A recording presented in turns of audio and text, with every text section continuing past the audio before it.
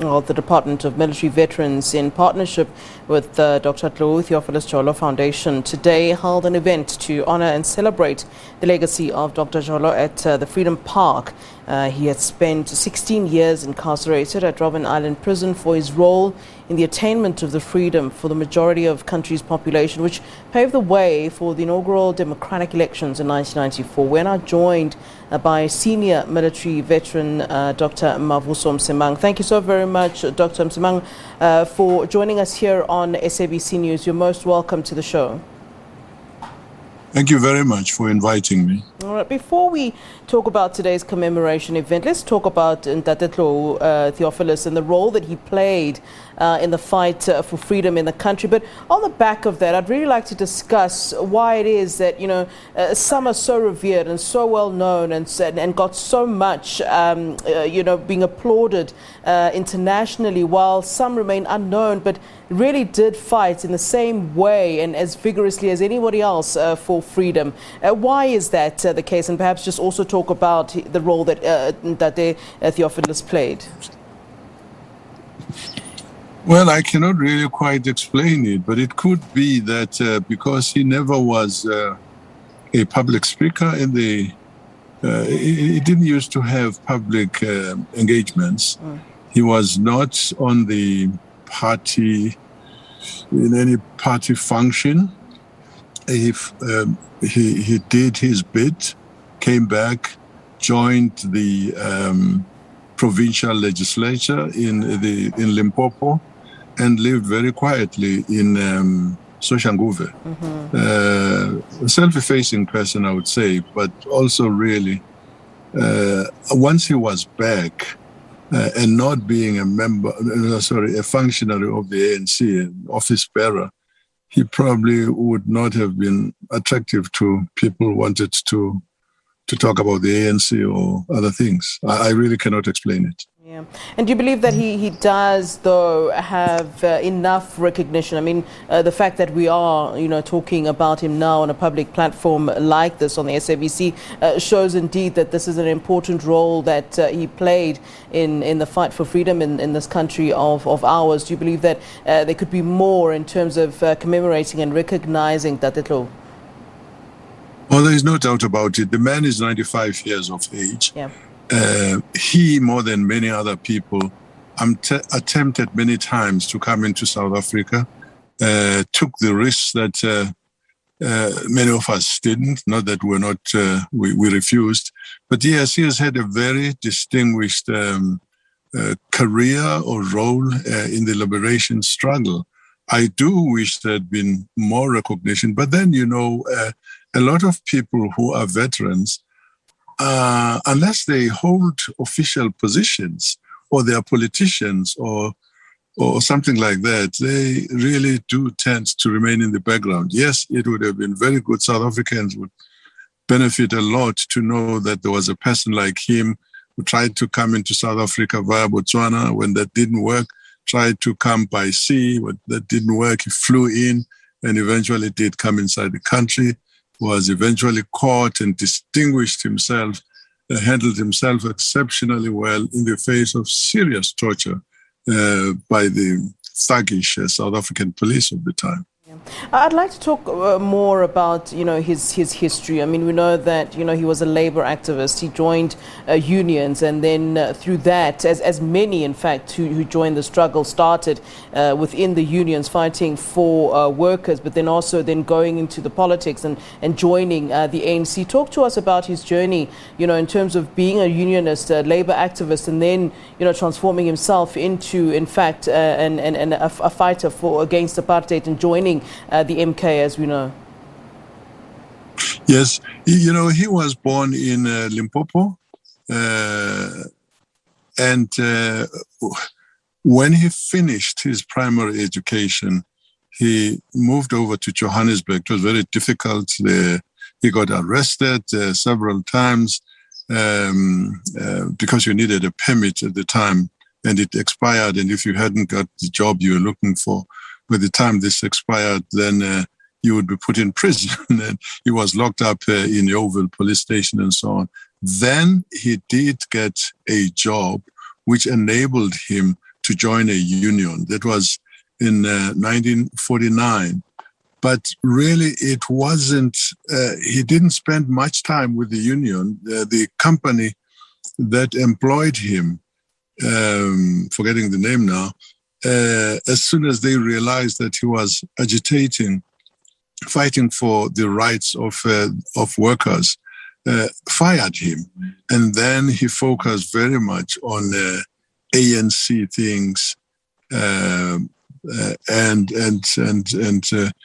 with the passing of time, he participated, for instance, extensively in campaigns of the time, such as the Defiance of Unjust Laws campaign, where Nelson Mandela was the volunteer-in-chief, participated in a campaign to adopt the Freedom Charter.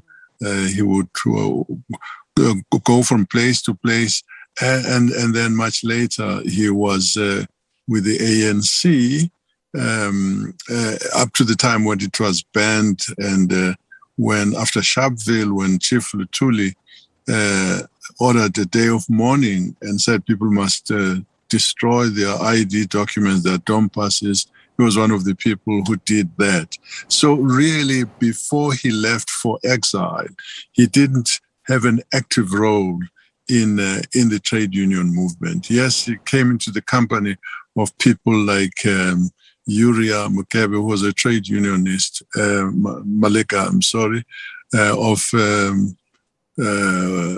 what's his name, John Kadimeng, and people like that who were unionists. But he really had a very limited time to play out the unionism.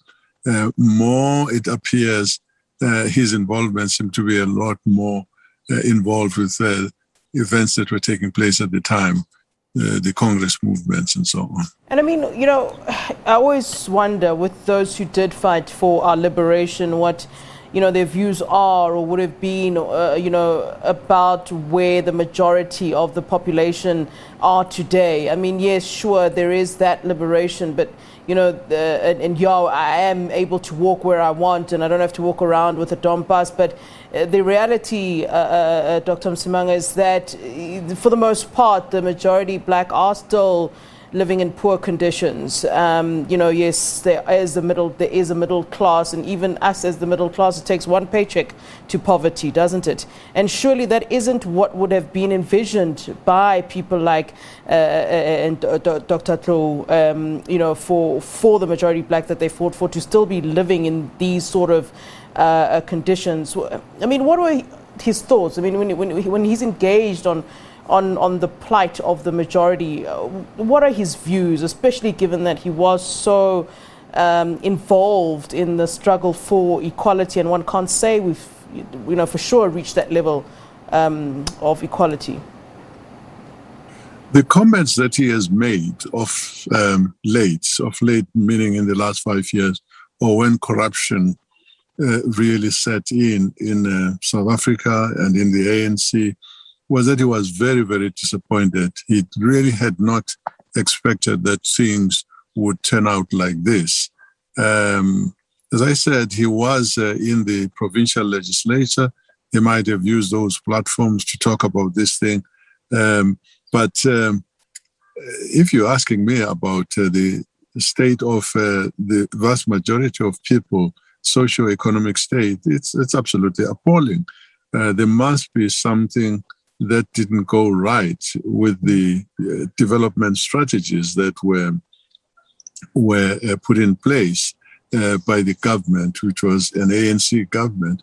There's no doubt also that the corruption that has really just gone so rampant was very disruptive in the programs meant for the improvement of the life of the people. I mean, houses, there would be targets about the number of houses that were built, the water supply systems that were put in place. The targets were never reached, that's for sure, but also the many things, Flo, that you know so well about, which was such as poor quality of work. I don't know how many houses were built and then destroyed because they needed to be constructed properly. The problems that we have continued to highlight about the trajectory of development. I mean, South Africa becomes the most unequal country in the world. That increases in our time in government. So therein lies the problem, I would say. Yeah. All right, let's then talk about the commemorative event then today for Dr. Tlou Cholo. What are the plans and what will you be doing and who will be speaking and, what is expected to take place? I guess I'm not doing too badly. I'm not part of the organizers of these things, but I gave the keynote address because I knew him from the exile and so on. Yeah. They are planning very big things. The first thing was to set up a foundation. It's in place now. Foundations always struggle, by the way, with money, but there is a foundation by respected people, institutions like TUT. Mm-hmm. Then the next project would be to try and get recognition by getting one of the streets renamed after him. Actually, it's so shameful that the R8 is called the John Foster place. I mean, the sooner they do that, the better. But you always have to motivate for those things. And lastly, people believe, I do too, that he needs to be recognized by the ANC in terms of its own national medals, like Si Aparangwe, Istwalandwe. People will be motivating to the powers that be to try and get him recognized in that sense. All right. These are the plans in the short term. Yeah, it was a great pleasure speaking to you, and we appreciate your time. Thank you so very much for giving us your time here on the show. Thank you very much. You're most welcome. That's Dr. Mavuso Msimang, who's a senior military veteran, speaking to us on the back of today's event held in honor of Dr. Tlou Theophilus Cholo. All right, we're going to take